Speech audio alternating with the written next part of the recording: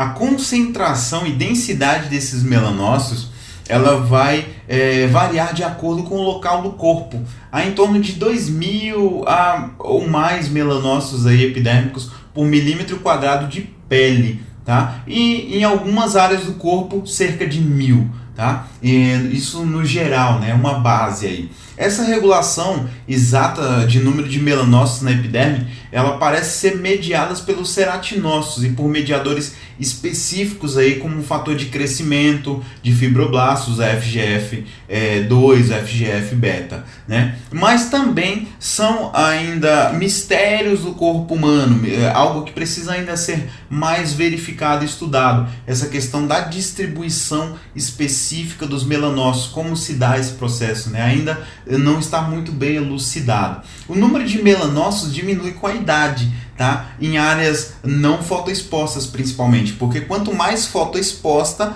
mais eu tenho estímulo a esse melanócito para o seu funcionamento, né? Quando eu tenho áreas não tão fotoexpostas, esse estímulo diminui.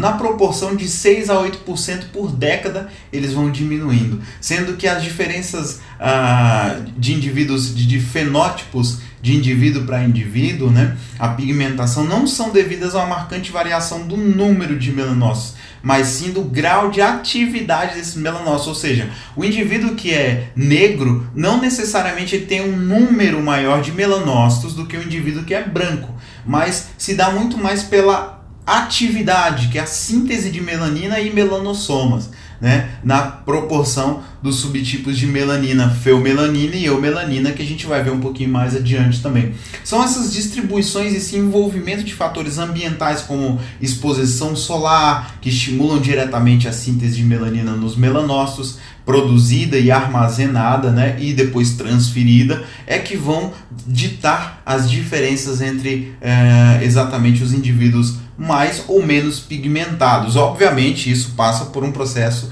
de genes também, questões genéticas, hormonais, entre outros, tá? Mas falando aqui a grosso modo, não está totalmente ligada à questão do número de melanócitos, sim da sua atividade na produção de melanina. Tá? Nos melanócitos, a melanina produzida ela fica armazenada em estruturas intracitoplasmáticas específicas, denominadas melanossomas. E como a gente citou aqui os melanossomas, que são organelas importantíssimas nesse processo de produção e transferência de melanina, a gente vai falar então sobre os melanossomas. Então, sobre os melanossomas, são organelas elípticas altamente especializadas nas quais ocorrem síntese e deposição da melanina, armazenamento de tirosinase sintetizada pelos ribossomos e apresentam a sede dos fenômenos bioquímicos em quais originam a melanina. Ou seja, a sede da origem da melanina está nos melanossomas. Os melanossomas eles se desenvolvem em uma série de estágios morfologicamente definidos.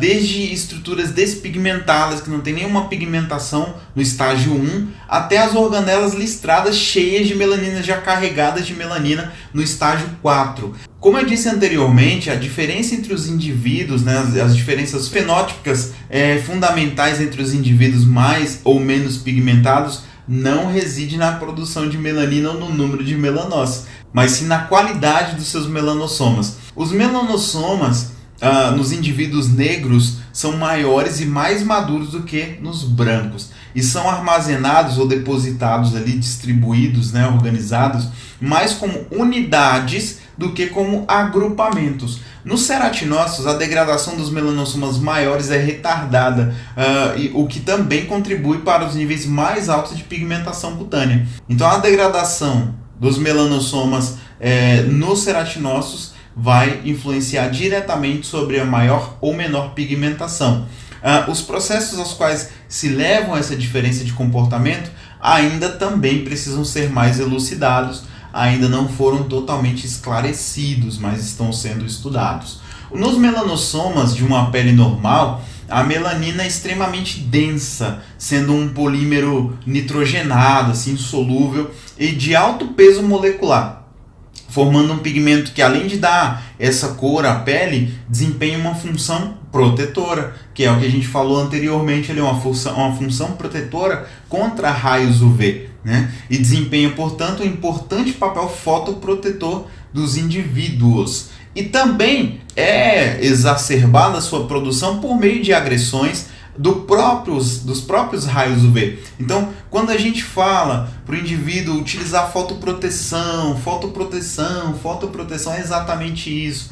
Porque a gente não quer que este elemento venha fazer a proteção natural do nosso organismo. É natural, mas não é estético. Se o indivíduo tiver uma hipercromia, por mais que para o organismo signifique proteção contra raios UV, para o indivíduo significa inestética. Isso significa uma disformidade na tonalidade natural dessa pele. Então não é bacana. Por isso a importância de utilizar um fotoprotetor externo, para que eu não venha intensificar essa produção de melanina no intuito de proteger. O organismo não faz de maldade, ele faz exatamente para proteger, ele produz uma melanina densa, pesada, com peso molecular altíssimo para proteção. Mas quando o indivíduo está com a sua proteção, a fotoproteção externa, por meio de fotoprotetores de amplo espectro, em dias, ele não vai ter essa desregulagem em produção hormonal. Não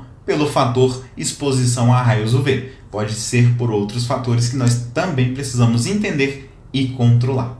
Então é isso. Se você gostou da nossa aula, eu peço que avalie positivamente. Dessa forma, você fortalece a nossa marca, que agora também é sua.